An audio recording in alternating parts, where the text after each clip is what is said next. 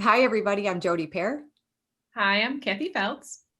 And today our conversation is about getting your house ready to put on the market. And this topic is fresh on our minds, or especially on my mind, because I just was hired by somebody to come in and stage their home.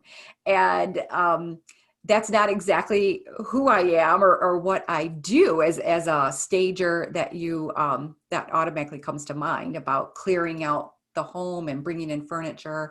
But I have a perspective that I can help him get his house ready for potential buyers to be coming through the door. And so one of the first steps was finding a paint color that showcases his house, and I mean on the walls and the rooms inside his home. It's finding a color that makes what's staying in the home look amazing and fresh and clean and new, and just to feel really good for him. And Kathy and I were just talking about, just some of the misleading information out there. And one of the things that is talked about is the color gray, because we're in a gray trend. And so maybe a realtor or maybe a stager or somebody who is going to guide you and advise you on changes to make in the home, they may just simply say, paint those walls gray. And I don't think that's the answer. I mean, yeah, it is a great trend, but you have to work what the homeowner already has. What do you think, Kathy? Mhm. Yeah, I agree. And there definitely are trends in real estate, and realtors kind of get on a color scheme and then they stick with that because it works, but maybe they stick with it too long. And I think one of the things that you said that's important is that if it doesn't go with what is already in the house, it's just not going to look right. Your home's not going to look right. So you have to take into account what is there, because you're not moving everything out of the house and necessarily putting all new things in. Most people don't stage to that degree. I mean, some people do, but most people don't. So just taking into account what you have, what's going to remain in the house, and then picking a color for that. I'm absolutely for painting walls if they need to be painted. And what you're trying to do is neutralize your space so that someone else coming in can imagine themselves there. Yeah. And I always think about realtors have lots of good ideas, but you don't have to do every single idea that they give you. Mm-hmm. Kind of pick and choose what feels good to you and feels right to you, and do some of those, at least some of those things. Yes, yes.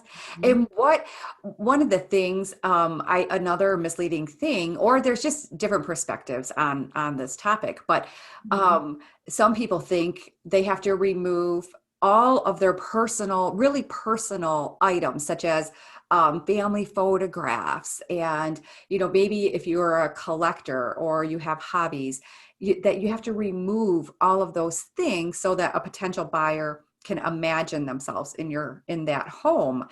um I Mhm. don't agree with that 100%. I mean, I do believe that you have to have a lot of your personal items still there, but just displayed in a tasteful and simplified manner. I mean, maybe you don't want to have, 10 or 15 photographs covering a bookshelf or, hanging on the wall. I mean, maybe kind of downsize that a bit.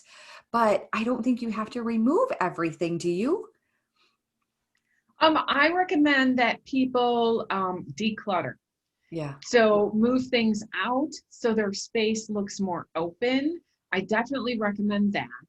I don't tell them that all of their family pictures have to go, but you're going to have people walking through your house that you don't know. So a lot of people want to move some of their personal things out anyway. Think of is you want the space to be more neutral so someone else can imagine themselves Mhm. in the house. And you're also walking that fine line. If you remove everything, it's going to look very sterile and cold. Maybe it Exactly. won't look like a family home if you're trying to sell to a family. Yeah. So there's a little give and take there with what you do and what you don't do and what feels good to you. And the other thing that I've seen is that sometimes people don't want to move anything out because they're sort of hanging on to the house. Mhm. And, it's my house. I want it to look like this. But if you're doing that, you're not really releasing the home so someone else is going to step in and buy it. If I'm explaining that well, where Yes. they're still too attached, they're not overly attached, but they're really attached to the home, you need to be able to let go. You Yeah. need to have the mindset of it's now someone else's turn to come in and live here, and I'm moving to a different place.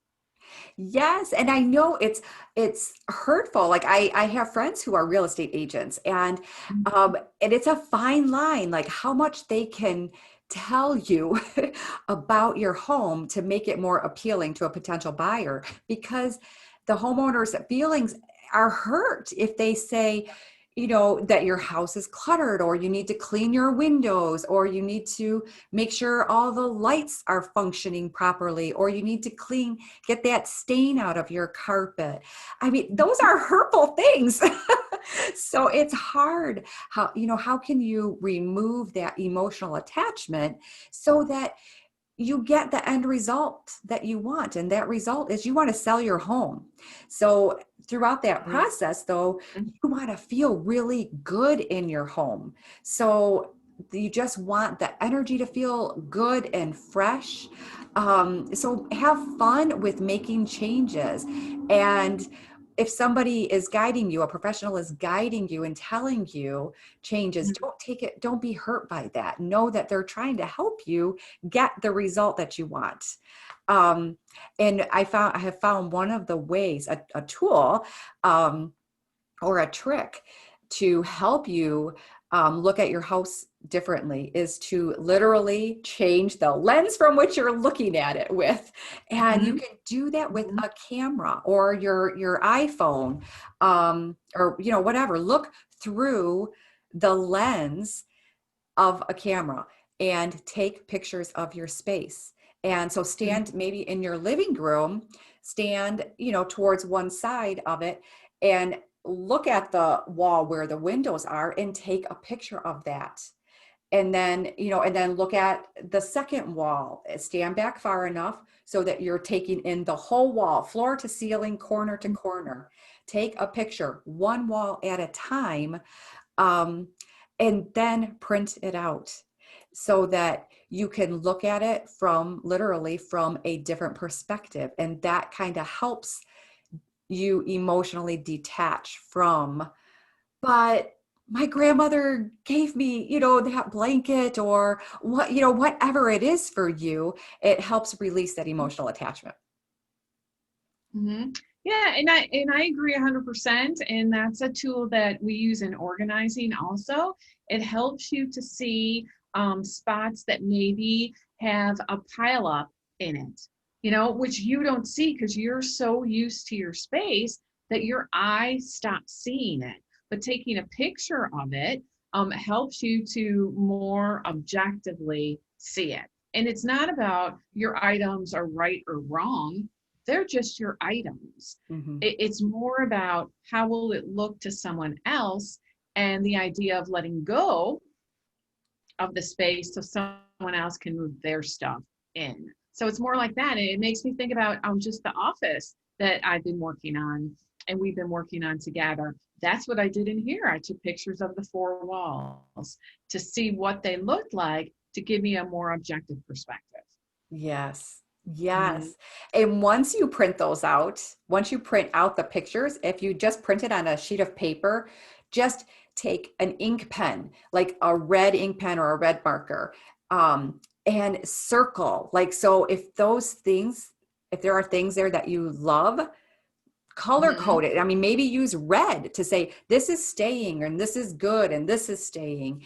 And then maybe use black or something for items that in that picture, it's like, oh my gosh, there's like a mountain of magazines over there. Let's like X those out and then Mm-hmm. remove them. And so it just kind of gives you a bit of a plan to follow. So I did actually write a book about this. And it is called the Pre-Sale Home Design Guidebook. And it's just it's a tiny little book. I don't have the hard copy here to show you, but it is in my shop, essentialpairings.com. It's $14.99. And so it's just a kind of along the lines of a this, not that kind of comparison. So I'm showing you pictures of different spaces in your home that said, this is not appealing, this is appealing. And I point out the items that are appealing. So there's just another way to help remove that emotional attachment. So there you have it. It is there. And Cathy, you have something too. Yeah, I have a little flyer that I can give to people, and I do help people ready to move. I can help pack and stage and declutter. And then also I can help people on the other end when they're moving into their new space, kind of set everything up so that it's organized right from the start. And I mean, moving is really, in my mind, a great opportunity to go through your belongings. You have to go through them anyway because you're packing.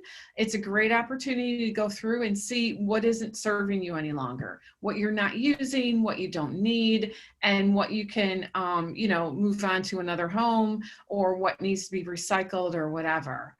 So it's a great opportunity for all those things. So yeah, there's plenty of help out there. And your book sounds good. It sounds like a guidebook. It is just a tiny little thing, but helpful. So what is your email address, Cathy? People can get a copy of that from you? Yes, Cathy at openspaceorganizing.com. Perfect. So and I'll put that. You can ask, and I can send it out. I'll put that in the notes so people have that. So thank you. Great topic today. And I don't know if 2021 is spring still the time where, the market is flooded with houses. I don't know. I guess we'll see. Yeah. All right. Great talking. Yeah, we'll see. The selling market is getting like quicker or earlier and earlier in the season. So, it used to be springtime and now it's like March. Okay. Yeah. So we'll see what 2021 holds. Yeah. I'm sure it'll be interesting and fun. Yes. All right. Thanks, Cathy. Great talking with you. Bye, everybody. Yeah. Great to talk to you too, Jody. Bye. Bye.